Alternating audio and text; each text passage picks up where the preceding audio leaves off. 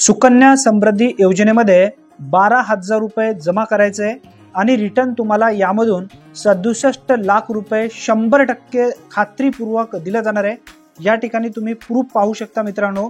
अतिशय महत्त्वपूर्ण ही माहिती आहे। पूर्ण डिटेल्स माहिती या व्हिडिओच्या माध्यमातून आपण जाणून घेणार आहोत। त्यासाठी नक्की चॅनलला सबस्क्राइब करून ठेवा।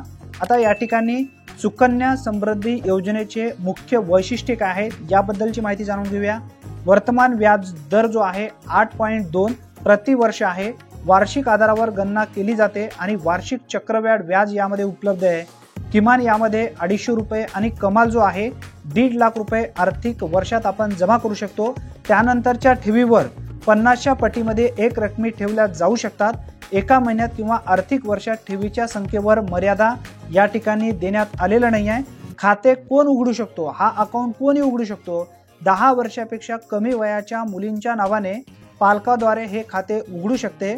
त्यानंतर भारतात पोस्ट ऑफिसमध्ये किंवा मुलींच्या नावाने कोणत्याही बँकेत फक्त एकच खाते उघडता येते। मित्रांनो, ही सुद्धा माहिती तुम्हाला असणं आवश्यक आहे। हे खाते एका कुटुंबातील जास्तीत जास्त 2 मुलींसाठी उघडले जाऊ शकते। जुळ्या तिप्पट मुलींच्या जन्मांच्या बाबतीत 2 पेक्षा जास्त खाती उघडली जाऊ शकतात। हे सुद्धा प्रत्येक व्यक्तींना माहिती असणं आवश्यक आहे। आता यामध्ये जी ठेवी आहे ती कशा पद्धतीने आहे, यामध्ये इन्व्हेस्टमेंट आपण कशा पद्धतीने करू शकतो, हे सुद्धा एक महत्त्वपूर्ण पॉइंट आहे।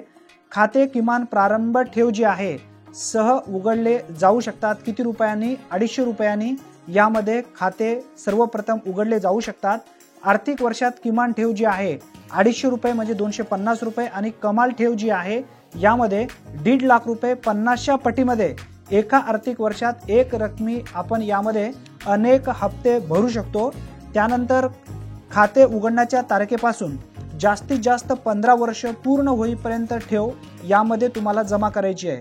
15 वर्षापर्यंत यामध्ये तुम्हाला पैसे जमा करायचे आहेत। 15 वर्षानंतर रक्कम तुम्हाला ही दिली जाणार आहे, परंतु कधी दिली जाणार आहे या संदर्भात सुद्धा माहिती आपण पुढे जाणून घेऊया। जर किमान ठेव 250 रुपये एका आर्थिक वर्षात खात्यात जमा केले जात नाही तर खाते डिफॉल्ट खात्यात मानले जाते, हे ध्यानात ठेवा। खाते उघडण्याच्या तारखेपासून 15 वर्ष पूर्ण होण्याआधी किमान रुपये जो आहे डिफॉल्ट तुम्हाला 250 रुपये यामध्ये भरावंच लागणार आहे। प्रत्येक डिफॉल्ट वर्षासाठी 50 डिफॉल्ट तुमच्यासाठी असणार आहेत।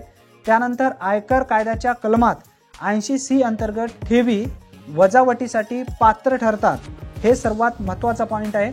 त्यानंतर यामध्ये जे इंटरेस्ट रेट आहे तो कितीचा आहे हे सुद्धा आपण समजून घेऊया।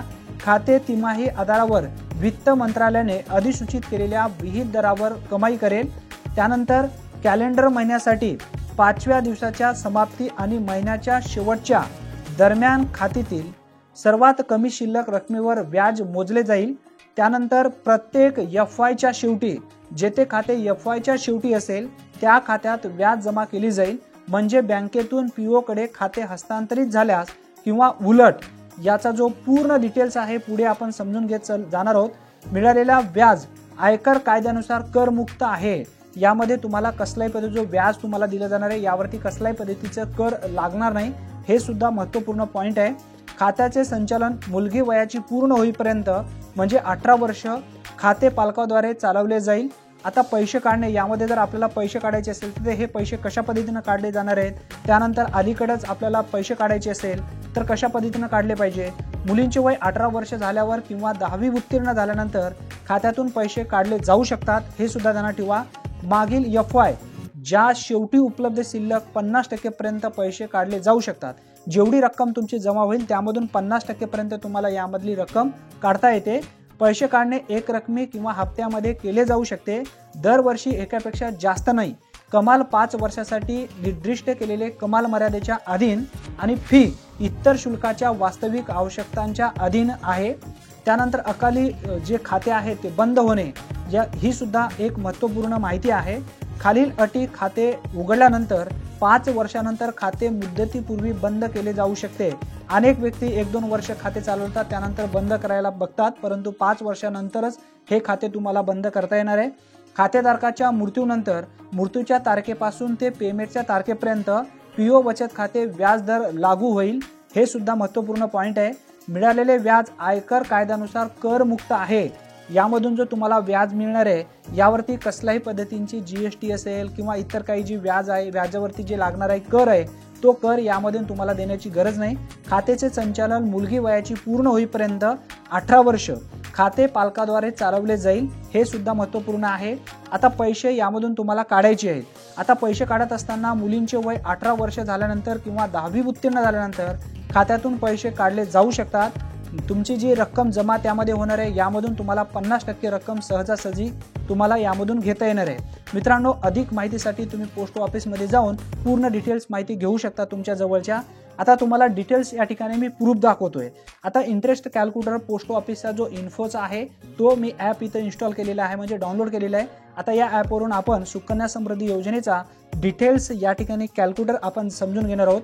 मित्रांनो, आता मिनिमम सर्वप्रथम आपण यामध्ये इन्व्हेस्टमेंट केल्यानंतर आपल्याला यामधून इंटरेस्ट रेट किती मिळणार आहे आणि फायदा कशा पद्धतीने होणार आहे हे आपण समजून घेऊया। 1000 रुपये दर महिन्यासाठी आपण यामध्ये जमा करताय।